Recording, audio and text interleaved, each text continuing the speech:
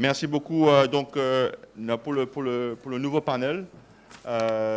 Merci de rester avec nous pour quelques minutes encore. Votre Excellence, le Burundi, Bujumbura, est une ville qui grandit.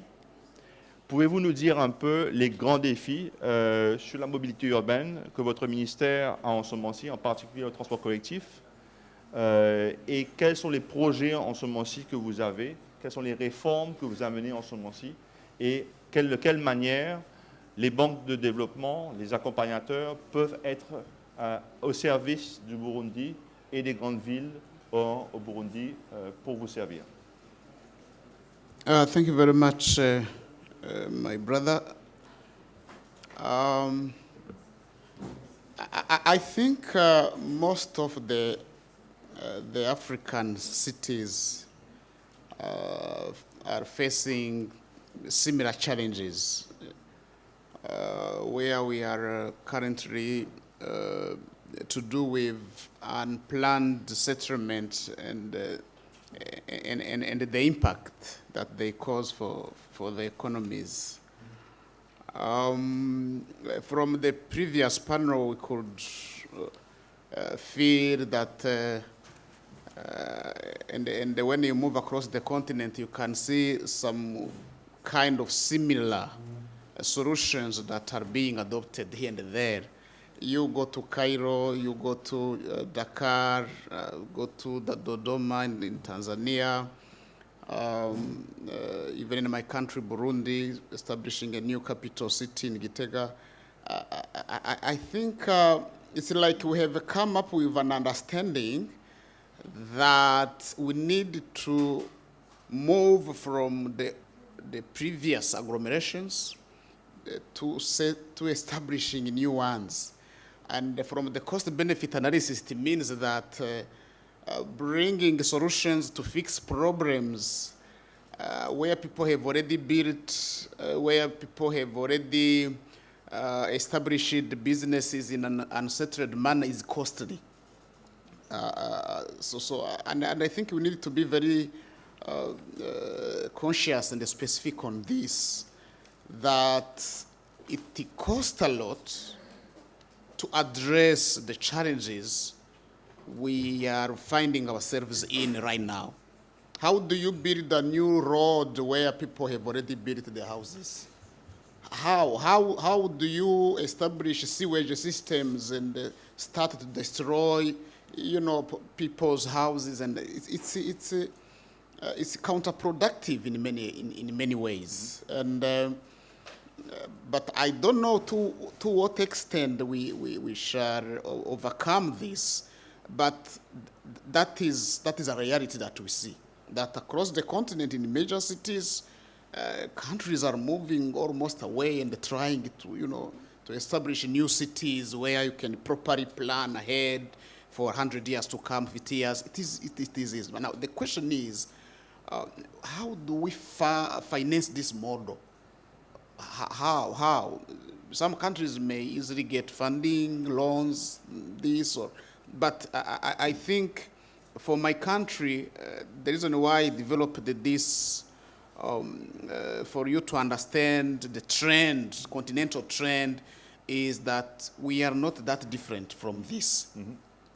We do accommodate wherever possible some new investments to cater for the people's needs, the urban population needs, but there are limitations. And that is why we are developing new sites out of the major cities like Bujumbura and others, where we can easily plan ahead, where we can establish enough space for roads to be built now, but also for roads and other facilities to allow mobility of the people in the years to come. It is true, it is costly, and to some extent, when you compare this to the number of growing urban population, it's like we may be passed by the rapid growth of the population, and that is what we are doing now. And we came up with three major. To come back to your question. three major measures that we adopted to try as much as we can to limit this unplanned settlement. Now it is in the law. You are not allowed to build anyhow and anywhere. If you do so, there is a fine. Okay. Secondly, we are allowing real estate developers to access to land almost freely. Number three, we are trying to accommodate in the infrastructure development. If you build a road, I talked about it yesterday in other panels, that whenever we build a road, we dedicate a certain amount from this budget to develop some access roads for urban development in the vicinity or in the region where this major road traverse. This is to try to kind of give a push to new urban planning, but financing gap are still there. I can stop there for now. Thank you very much. But Minister, what are the priorities that you have right now on urban mobility in Burundi? Is it on the planning side? Is it the right-of-way liberation? Is it the mobilization for the large investment? Is it the regulatory framework? Because there's many people listening to you. The World Bank is here, the AfD is here, the African Development Bank here. We have technical assistance. How can we help you, Minister? I think the most important thing is on the planning side. Because if we don't invest on planning, we may be investing in a disorganized way. Yeah. When we plan ahead, I mean, you develop roads and you develop spaces for schools, hospitals, and so that everyone doesn't need to go to the city center. Okay. This is very important. The planning is there, and from discussions we are having with the African Development Bank, World Bank, and other partners, this is where we need to put much focus. And good enough, we recently obtained the funding for almost 300 million for some roads that will traverse the city center. Yep. And we will accommodate part of this budget to try to solve the solutions that we are facing in urban development. And then later, of course, when the infrastructure is there, the private investors can now come on board for the BRT and the other public and mass transportation. To date, you find this is a family who has got like 3 or 4 vehicles for the man, the wife, the kids at school, and all these are investment that we are just mobilizing. Why would we need to spend foreign currencies, to buy spare parts, to prepare spaces for parking? All these are also investment. We need a proper urban planning and a proper infrastructure in place so that we are not obliged to always take his own transport means. Minister, you are here in this very room. I see the task manager for urban development. He's right there. He's here. You have the task manager for transport for Burundi, as well as so many partners here. When this meeting is over, they will jump on you and engage with you on the needs that you have. Thank you very much. They are most welcome. Mrs. Abimbola, my colleague Alice Nabalamba just came back from Lagos and she was amazed by the Blue Line. She said this, we need to hear more about the success of Lamata in Lagos. And it has a major impact on improving the mobility and population of Lagos. Can you tell us a bit what was the key of success for the first project? I know we are supporting this another one, and what are the challenges that was met? Is it on the regulations, on the investment, on the right of way? Can you tell us a bit the road that you've been going, and it's been quite a good experience to share with your colleague here and other colleagues. Mr. Bamula. Thank you very much, and a big thank you for having me. So I think the first thing that must be said is, and I think the minister from Burundi said it, you need to have a plan. And that's the one thing Lagos did very well. 2003, the very first master plan was put together. The whole of Lamata was put together with the help of the World Bank, and all of that started with ensuring that we had the capacity to do the work that needed to be done. If you know Lagos, Lagos is the smallest city in Nigeria, but it's the one that holds 10% of that population. We have, and I always say this, pick a number. It's anything from 22 million to 26 million. We're doing a census at the moment, and that will define. But you can imagine we are a city of 22 million, and that speaks to chaos when you do not have a well-organized public transport system. So therefore, that strategic transport master plan that we have is something that we carry, and we use that to implement transportation decisions within the city. And that plan is updated regularly. We're doing a third update, I think, now. And that takes cognizance of the growth of the city, and we call it Lamata. It's a Metropolitan Area Transport Authority, and I think you spoke to that earlier, because we consider various conurbations outside of Lagos, but that generate and produce traffic in Lagos because they come from there into city of Lagos to work. Lagos is a large city in terms of not just population, but also in terms of economy for Nigeria, because we are the largest economy of Nigeria. If we were a country, we'd be the 5th largest or the 6th largest in Africa. Yeah. So therefore, to answer your question shortly, the best thing we can do is to plan and to ensure that you implement from that plan. So we see the success of the Blue Line today. This has been in the works for a very long time. The Strategic Transport Master Plan has 13 BRT routes. Yep. And it has 6 metro lines and 1 monorail system. It has over 20 water transportation routes. Yep. So Lamata plans for the whole city from a perspective of transportation, but we implement purely the rail and the road. A sister agency implements the waterways. So from that perspective, we look at what we've been doing to get where we are, and there's a long way to go. We are constantly playing catch-up. Lagos generates, as of about 5-6 years ago, the study that we had done, which we're doing now again to understand what we have, says that we generate 23 million trips a day. Now, 40%, and that's to take away from the first intro that we had, which talks about what happens in Africa. 40% of that trip, of those 23 million trips, is walking. And it's interesting that Situd said, it's not about walking, is it voluntary or is it forced? Forced. I don't have a choice. Exactly. If I have a choice, would I be walking? And I'm sure that whilst a lot of us feel that walking should occur, but the journeys that people undertake walking is really not what they want to do.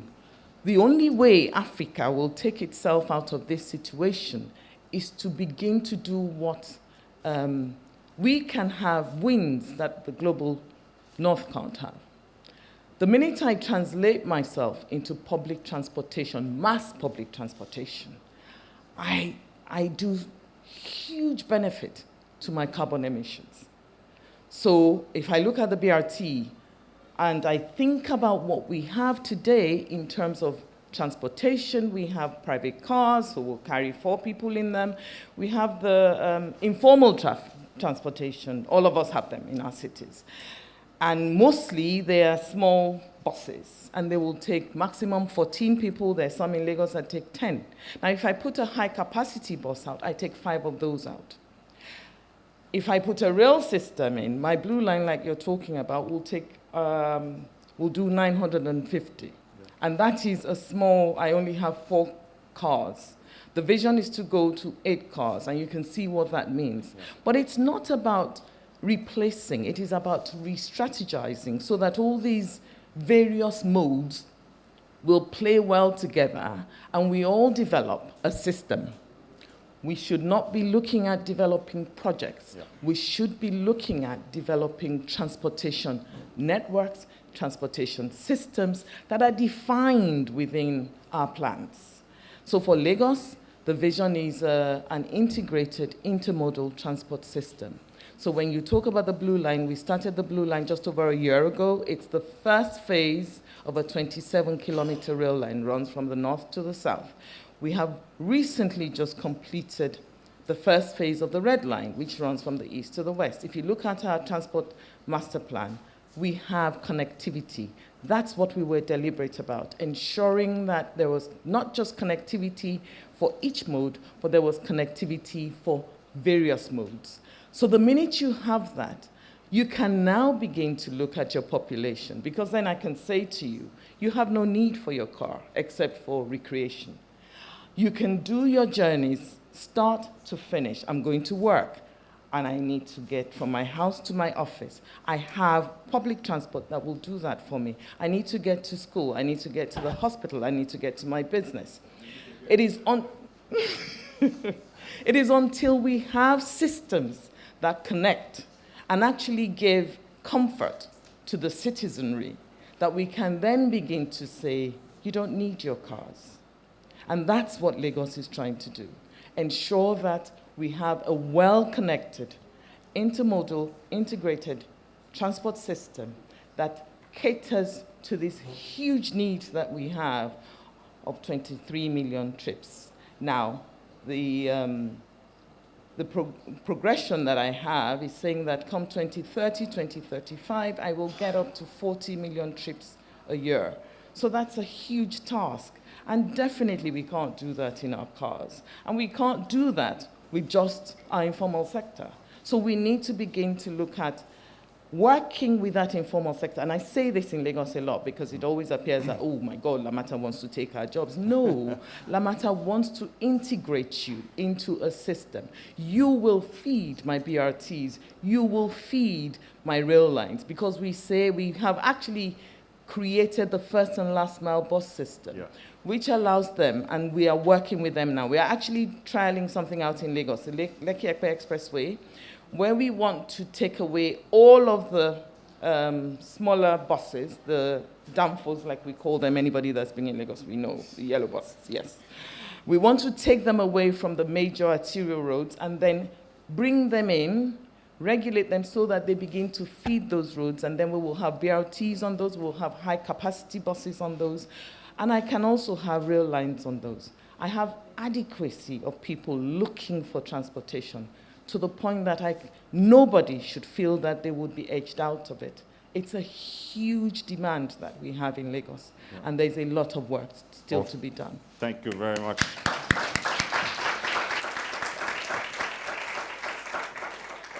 Director, you should work for the African Development Bank, if I may say. You know, you mentioned transport system versus transport project. We get hit on our head because our bosses, we had a meeting with the boss of operations of the World Bank. She came to see our senior vice president, and she said, at the World Bank, they are pushing towards program approach versus project approach. And our boss is always hitting on our heads to have a programmatic approach. In many ways, when countries come to us, them for a project and mobility, we should kind of tell them, you know, a project may not be the right way. We should have a program or a system approach to the city. That will have many components. For 26, I can do that part. 27, I can do that part, and so on and so forth, and not have one project and I'm gone and then I have to come back. I see Tiano is saying yes, yes, yes, and I imagine that you're saying the same. Engineer Gitui, Nairobi is, we just had our annual meeting in Nairobi a couple of months ago. A lot of the donors were there, the partners were there, and we're really looking forward to the public transport systems in Nairobi to grow. It's one of the cities, the shining lights of East Africa. Every big meetings happen down there. For the people of Nairobi, what are I know we're supporting right now Line 4, the task managers are here. What are the impact that you see on the BRT operations in Nairobi? And do you consider going fully electric in the future? So can you tell us more about your current project happening right now in Nairobi? Thank you for having me here. My name is John, or Engineer Gidoi from Namata.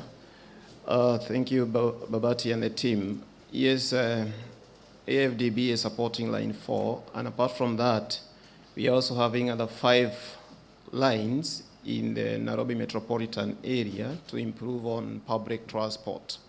And I want to build on what my colleagues have said. Planning is the most important part of improving mobility. Over the years, engineers, we've been doing all other designing our roads to move traffic, and it has been shown all over the world, especially in African cities. And I think we need to have what we call paradigm shift of moving people rather than moving traffic. And that is informed by some of the infrastructure that we are going to put in place. Now, some of the impact that we are going to see when we construct or invest in line 4, which AfDB is helping us to construct or to rather to design, one in the reduction in congestion. And I think my sister here from Nigeria, if you remove L from their name Lamata, you get Namata. So we are either brothers or sisters. So what she has said is very important.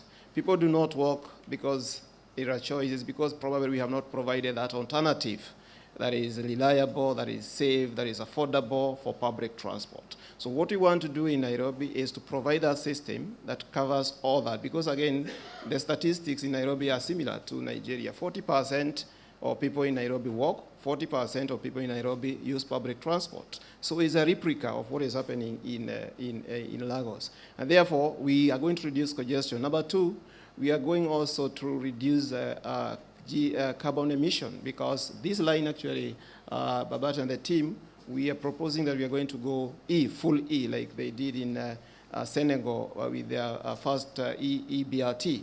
And again also, the other line we are designing in Nairobi is line 3, which is being funded by EU and European Development Bank, and also is going to be E. So we are looking at almost 5 lines in Nairobi which are going to be fully electrical. Good, and that is something that we are looking for, Babata and your team, once you come back. Let us sit down and see how we can take this project to the next level of having the infrastructure in place and having the rolling stock. The other thing we are doing is to involve the other operators, like my colleague Chris said, to involve the other operators so that they can also move to the electrification of what they have. Remember, BRT, colleagues, is not a panacea. It is not the only solution to our problems. We need also to involve the incumbent operators. We need to enhance and also make sure that paratransit, they need move to the next level. And I think we can boldly leave AfDB by what is happening in Kigali, because we don't need to neglect those people. We don't have to bring operators from Europe to come and operate our BRT, but we can transition, we can transform together, and these people can become the real operators of our BRT, our commuter rail in future, because they have been there in the industry. So what we are doing is to engage them at Namata level and telling them this is the way to go. And actually, as I speak now, I'm being told there is a meeting with all the operators in the Nairobi metropolitan area to start this discussion to move forward. So we are looking at a situation whereby these people can also become feeder. They can become feeders to our feeders. They can develop big feeder systems to our main core truck BRT systems, and by so doing, they are also going to be having e-buses. So that is one of the things that we are doing. And again, also, is an aspect of planning these things together. We don't want to do it Namata alone. There must be what we call institutional and legal framework changes, because there has been an idea of this is my job, this is my job. So we need to bring all the minds of the government together to plan together, because it is not you as an individual. It is for the whole good of the people we are trying to move. Thank you. Oh, just going on that. So first of all, I think we can clap for Namata going electric. What are for you for the electrification of the BRT, and also as well as taxis or other users? Is Nairobi getting ready for charging station? And I know that's always a common crunching point right now going electric, is how do we charge? Do we do fast chargers, or do I charge at 5 kilowatt at night, 10 kilowatt at night, or having those 50, 100 kilowatt chargers around the city? How does Nairobi get involved, and how do you bring the private sector into it? Oh, thank you. For the BRT corridors, we are designing our BRT corridors in such a way that they'll be charging ports or charging infrastructure station either at the depot at the terminal, and I think we have a very good example from what Setu did through their BRT system. And again, also, we are having private sector operators who are going to be providing the charging infrastructure. And actually, it's even happening now because there are small cars and also buses. People are also investing. And I think I should also say that in Kenya, what we have started by doing to move to the e-mobility is to develop a new mobility policy. That e-mobility policy will also inform other regulations and standards, and also to try to come up with incentives which government is going to give to the people to encourage them to move to the next level. So there is a lot of private sector players coming on board, government involvement, and they are coming together. They are bringing their might together to see to it that we move as a nation, not as a government alone. Even the private sector is part of this discussion. Oh, thank you very much. Joel, I'll keep you for last. I'll go to the lady next to you, Mrs. Zaniwi Asare. Je parle en français ou je parle en anglais? English, very English. So we were just talking about taxis here 1 minute ago. There's that discussion that Yango had with the Prime Minister of Côte d'Ivoire a couple of months ago at the CEO forum in Kigali. And from what I read is that, for example, in the case of Abidjan, Yango employs something like 30,000 people, direct and indirect employment. You correct me if I misread. In a country like Côte d'Ivoire. So here the VTC, as we call them, is having a major impact. And we can see this in Nairobi, in many of our cities. Nowadays we use our phone, sorry, picking up your phone, Minister, to do a lot of the mobility. How is Yango kind of employing its development? It's impacting a lot. What are the model that you're using? Are you considering, for example, going electric in the future?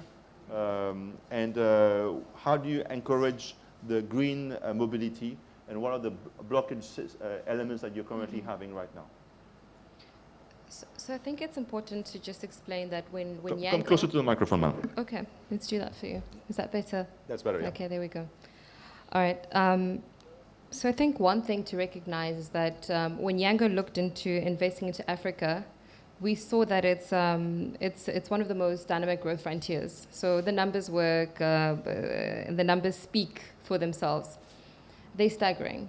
And projections dictate that 80% of the population will live in big cities or urban cities by 2050. So the numbers made sense. And like you said, when we spoke to the Prime Minister, we spoke to him in relation to Côte d'Ivoire being, the first footprint that we had in Africa. So this is really our home. This is our nexus when we think of the continent.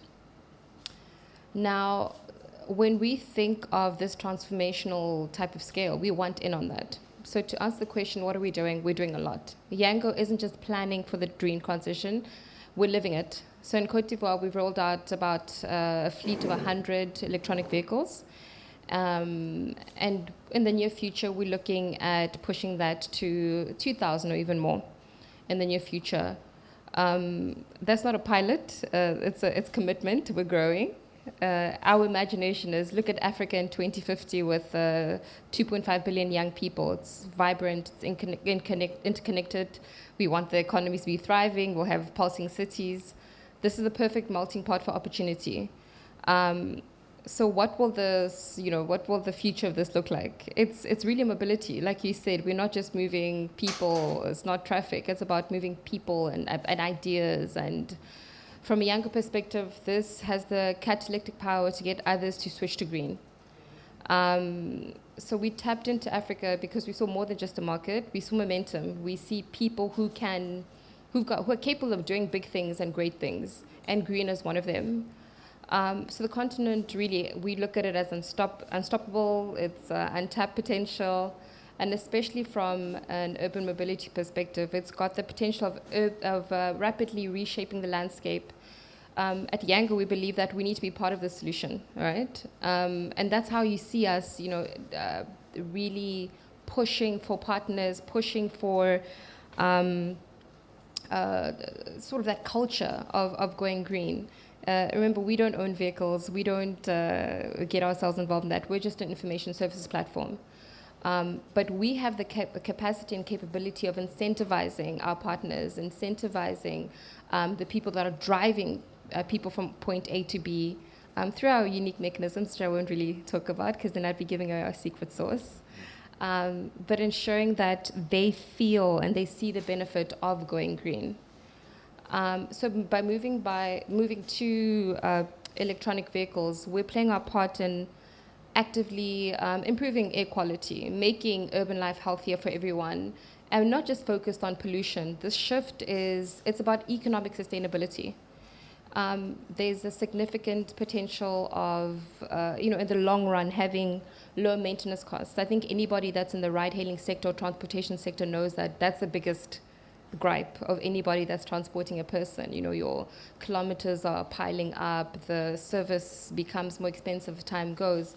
But, with innovation and technology and the green economy, we see that being something that's de-escalating from a, I suppose, operational risk perspective for the partners. Now, this means drivers and partners benefit in the long run, like I said. It's not about just going green. It's about creating financial sustainability for the future of urban mobility, and that's what we'd like to be known for. Okay. Our challenges are unique in the continent, and I think the solutions also needs to be unique. It's not just about sustainability, but it's about transformation. And that's why throughout our platform, we've created mechanisms to empower local transportation companies, make them understand from a literacy perspective, and really having a green focus in what our future looks like. I think what's important to note, you asked me about challenges. Yeah. For example, there's sometimes a pushback with the existing taxi operators. Sometimes that has been a pushback with the Ubers and London is always taken as an example where there was a major, like even Paris was having a major back and forth. Yeah. How do you go? I'm not saying going around it, but how do you kind of bring people in the same room, so to speak? It's so unfortunate that the ministers in the company and the countries or the markets that we operate in are not on this panel with us because they'd attest to our model. Okay. So at Yango, we look at technology not as a disruptor in a negative sense where you displace people, but you disrupt for good. Essentially what we do is we're a B2B service from a taxi perspective, and we work with local transportation companies to empower them, to give them access to a broader market. So as we said, you mentioned some competitors' names. They work directly with drivers. Yeah. We work with companies. So we empower them. We give them access to market, and we help them utilize technology to broaden their reach and for more revenue generation. So when Yango speaks about job employment, permanent job employment, we speak about Yango hubs throughout the continent. So these are people that work for Yango. Okay. But when we speak about the actual transportation of people, these are local companies that are benefiting from technology, that are getting majority of the revenue that's generated there, and are essentially becoming the super powerful version of themselves when you look at how they operate. But we spoke about challenges, and I think that's quite important to speak about. When we speak about our relationships with regulators or the public sector, yeah. At the core of at least my portfolio, it would be looking at private-public partnerships. Yeah. So that comes in different ways. So the first one would be looking at how we strengthen solution making for the gaps. So there'll be areas or markets where there aren't actual living regulations. There aren't any laws that we'd operate in grey areas. Okay. So from that perspective, we would see ourselves as collaborating partners, using the experience that we've gained from all over the markets. We're in 5 continents. We're in South America, we're in Europe, we're in Asia, we're in Africa, the Middle East.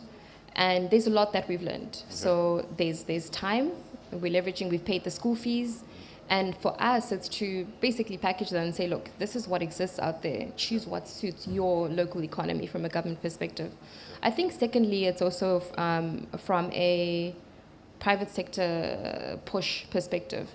How do we get incentivized to do more good? Okay. Right? And how does this good translate to the partners on the ground doing more good? So this would be seen as, youth initiatives with the different public sector or government authorities. This would be seen as training, literacy and awareness on going green. Remember, it's not just about the vehicles. It's not just about the mobility itself. It's actually bigger than that. It's change management. It's culture. It's getting to the core of the people. Yeah. So at Yango, we're not. We're here for transport because this is one of our biggest offerings. But we're digital platforms with a plethora of services, from lifestyle to logistics to education to fintech, etc. We've got a plethora of services. But with that, we've got access to people. Okay. So how do we work with the likes of the Africa Development Bank? How do we work with the likes of our local or national governments to get that information trickled down to the people who need to know it best? I mean, if we look at Yango Education, for instance, we've got access to high schoolers. We've got access to university students. How do we get that to the core, that going green is the way to go?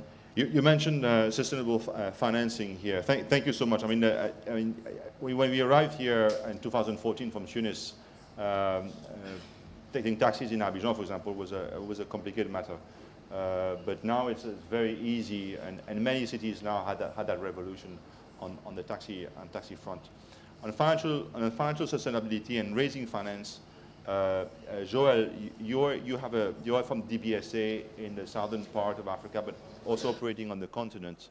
What has been the prerequisite for financing infrastructure in the cities, and what is the way that DBSA actually brings those resources to bear, and what has been your experience in the sector of not only urban mobility but in city development in general?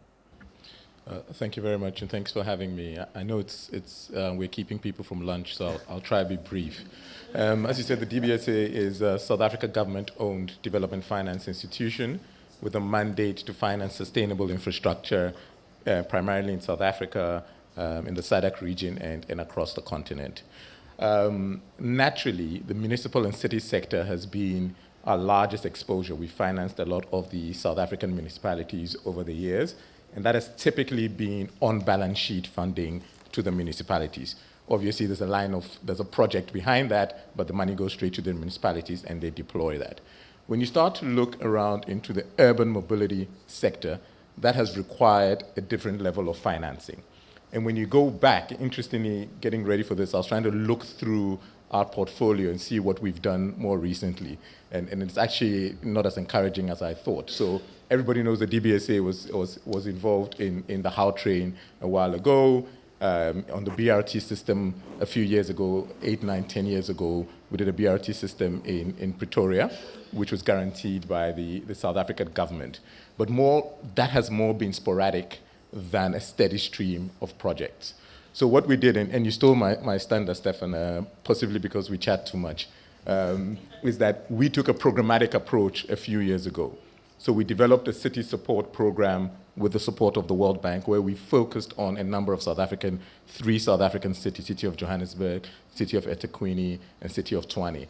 And really, it was, one, to look at how do you develop a stream of urban mobility projects, but secondly, and as equally as importantly, how do you work with the cities on the institutional and capacity building side? And a lot of that has been covered, so I won't go into detail.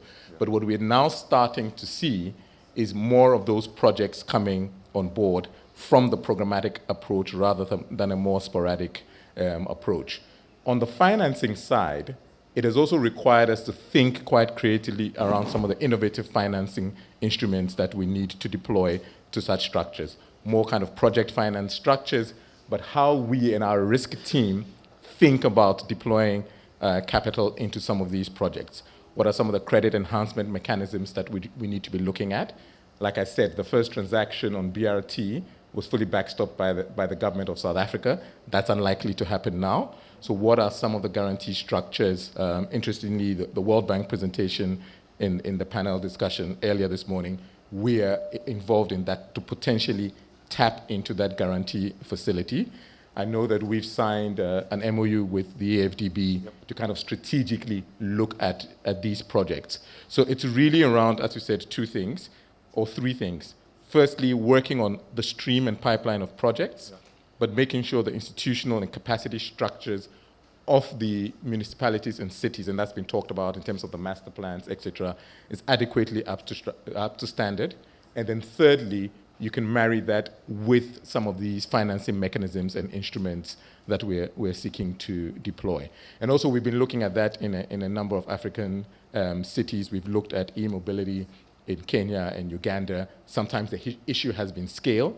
I'll be honest around that. The issue has been scale in some of the projects. And I know my minister from Burundi here, we were together in Addis and yourself 2 weeks ago having these same conversations. So we're looking at it in South Africa, but also across the region. I'll pause here in the interest of time. Thank you very much. I think we can start for Joel for your intervention.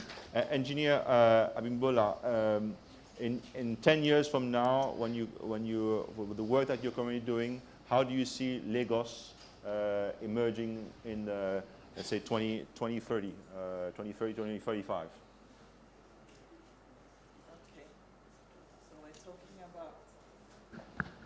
We're talking about Lagos's vision now. Yes. So what we want to see, obviously, is a city that has a well-connected intermodal transport system that functions for every stakeholder. So everybody that needs to use public transport or everybody that needs to be transported will think public transport first as against private cars. And we would have a well-regulated system that has encompassed everybody that's a stakeholder, a player today. So we hope we will not be a city that will displace the downfall drivers, for instance, the informal sector, but will be a city that will incorporate them, and everybody will feed into this great, massive demand that we have as a state. Thank you very much, Madame. Minister, le mot de la fin, financement des systèmes de projets au lieu de projets uniques. Are you ready for investment in mobility systems for Burundi? And we are ready here to help you. Thank you very much. As I said, solutions can be benchmarked, and we have no more time to lose. We are ready to embark on the best practices, and good enough. The Parliament has enacted a new municipality law that grants possibilities for municipalities to have their own budget. We can leverage the financing, and we are ready to go. Thank you. Thank you very much. On this last word, I would like to thank Minister Dieudonné Dukungdane to be here, Engineer Bimbola, Akinajo, Engineer Gitui, Joel Barnor, and Mrs. Zasare to be with you. So a big round of applause. We'll do a final picture for them, and then we'll move to the lunch, which is at the end of the corridor.